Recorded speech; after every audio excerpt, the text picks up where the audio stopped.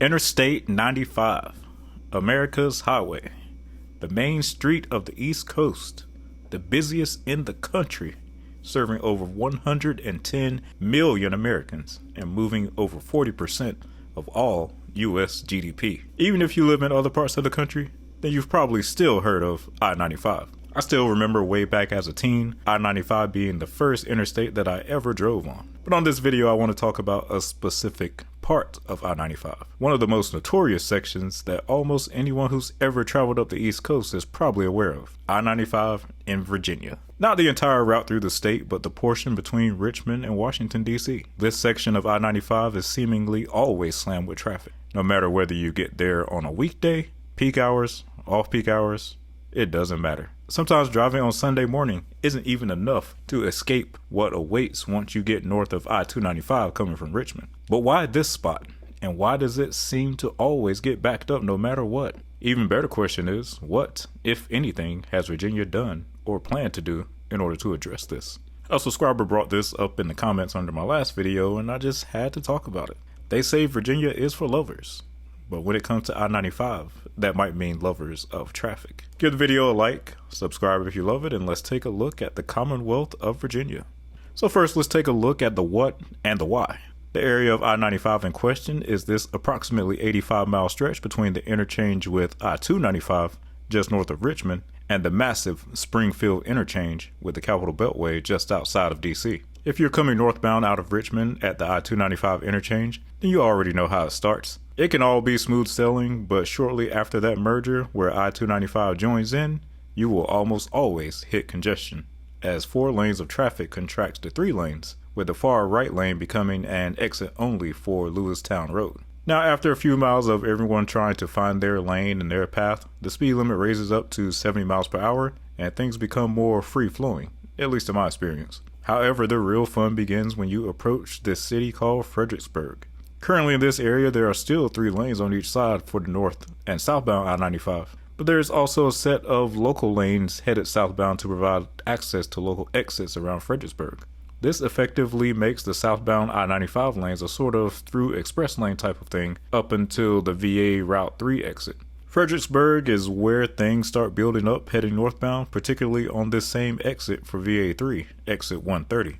You'll often encounter stop traffic in this area seemingly for no apparent reason. No wrecks, no road construction, just slow or stop and go traffic out of nowhere.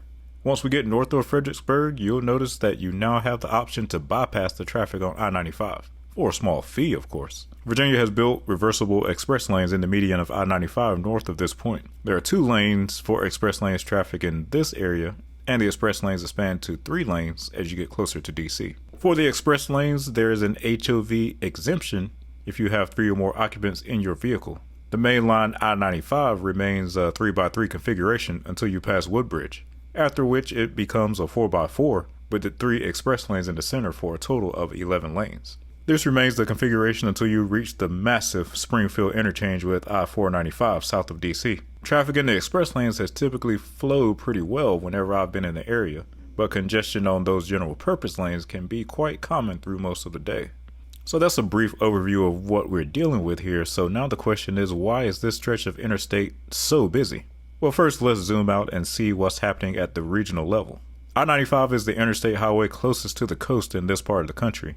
It collects long distance travelers and truckers from as far south as Florida itself. Though it bypasses most of the populated parts of the Carolinas and Georgia, it collects long-distance travelers from Atlanta, the South Carolina upstate, Charlotte, and the Raleigh-Durham areas via I-85, which joins I-95 in Petersburg. This makes Richmond a sort of collection point that gathers a large chunk of travelers coming from the south to hit the northeastern part of the country. On the other end, Washington, D.C. forms the southern end of the massive northeast megalopolis that stretches from here all the way up to Boston. This area is also known as Boswash and includes DC, Baltimore, Philly, New York City, and Boston, as well as everything in between. So Washington, D.C. functions as the other node of this corridor, gathering travelers from these heavily populated northern metros.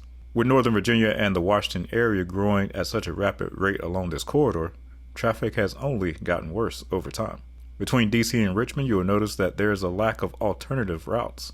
US 1 parallels the route but it is a surface route for most of its length, mainly serving local traffic in the cities and towns along I-95.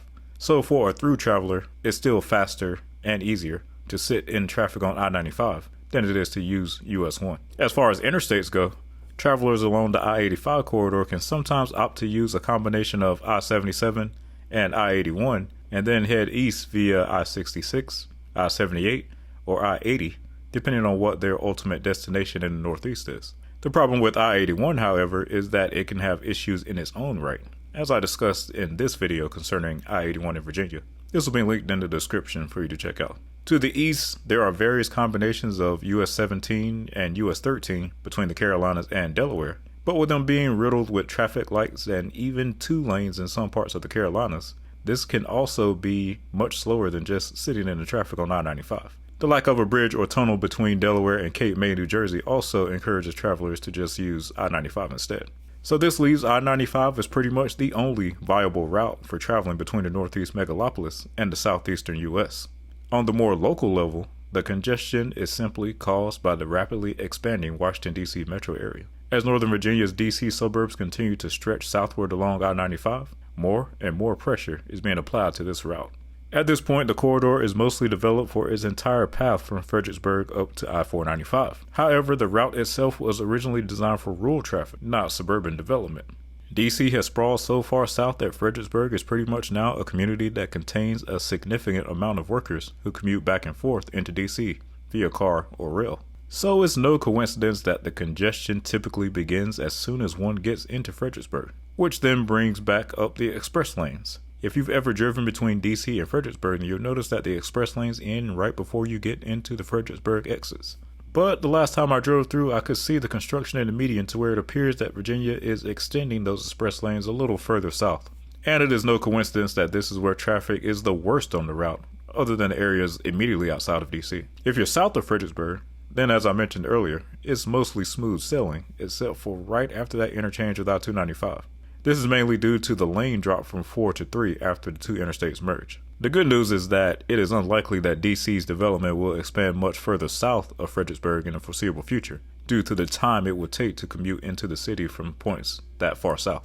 So alright, what is Virginia doing about all this traffic and development along I-95 in the northern part of the state? Unlike the I-81 corridor, I-95 and NOVA get the full attention of the Virginia government, as this is the economic center of the state. And here it looks like Virginia officials have opted to go with reversible express lanes for I-95. As I mentioned earlier in the video, you can find these express lanes in the median of I-95 from just north of Fredericksburg all the way up to the Capitol Beltway. Between the Beltway and Woodbridge, there are 3 lanes, and from Woodbridge to Fredericksburg, they drop to 2 lanes. The lanes are reversible, which means they're only open in one direction of traffic at a time, depending on the time of day. Northbound lanes are open for the morning commute, and the southbound lanes are open for the evening commuters. Being that they are for distance commuters, these express lanes do not provide access to all exits. So if you're a local traveler, then it's best to stay on I-95's main general purpose lanes. The opening of the new section in Fredericksburg will make I-95 the longest continuous stretch of reversible roadway in the US. And a driver using it at peak hours can expect to pay around $18 to traverse the full route. However, Virginia officials say that most commuters will only use the express lanes in certain stretches, rather than the full length.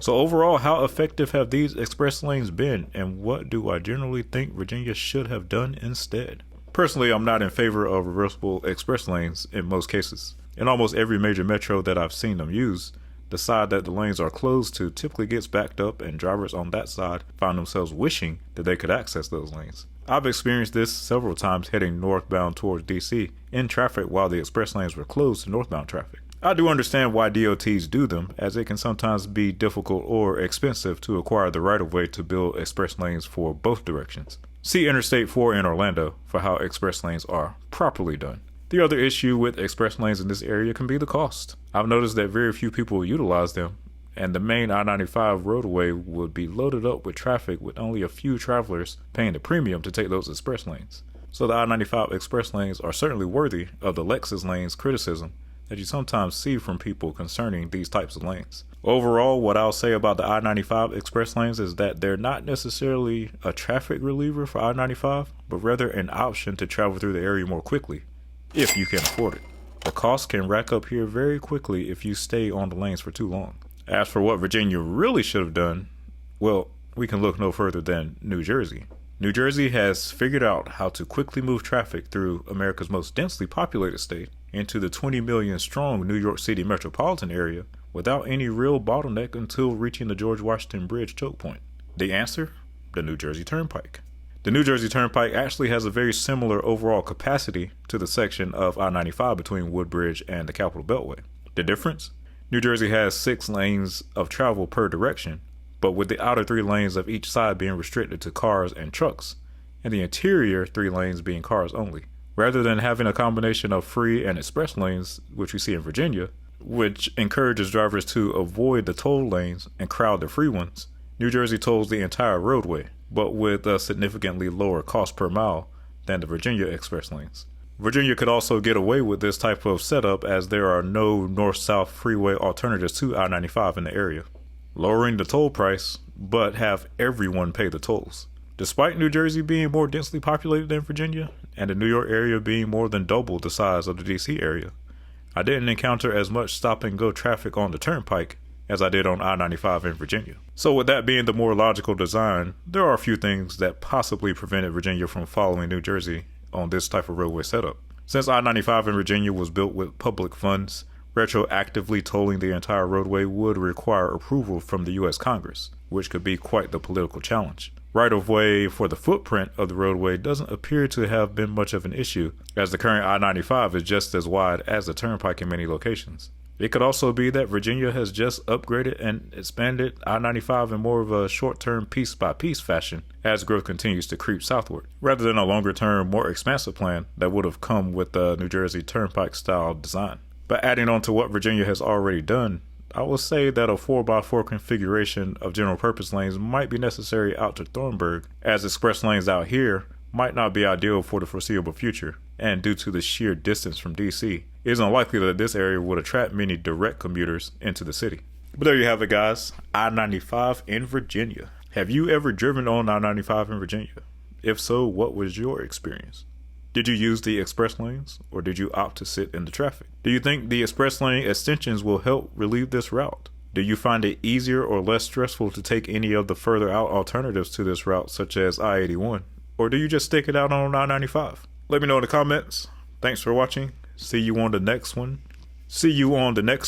Coming soon to a town near you.